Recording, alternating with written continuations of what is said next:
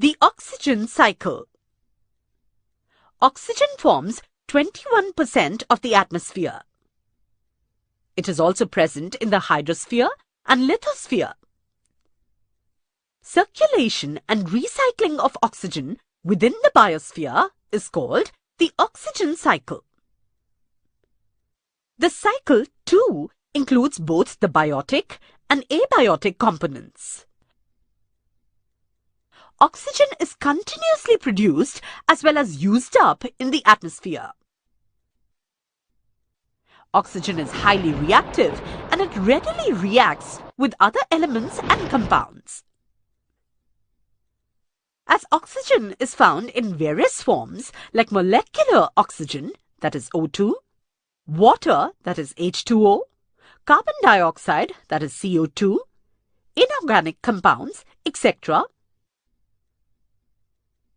the oxygen cycle of the biosphere is extremely complex.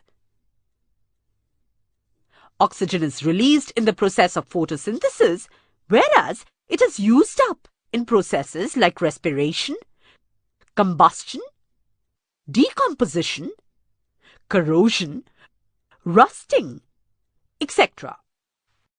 Do you know? Most microorganisms use oxygen for respiration. Such microbes are called aerobes. Microbes which do not need oxygen are called anaerobes.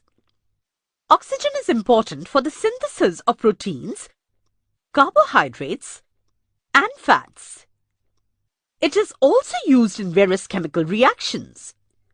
Ozone, that is O3, is produced from oxygen through various atmospheric processes.